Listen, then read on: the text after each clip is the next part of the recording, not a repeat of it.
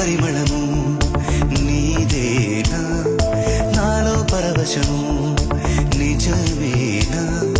ఒండు మల్లి పువ్వు కన్నా తేలికగు నీ సోకు రెండు కళ్ళు మూసుకున్నా లాగు మరి నీ వైపు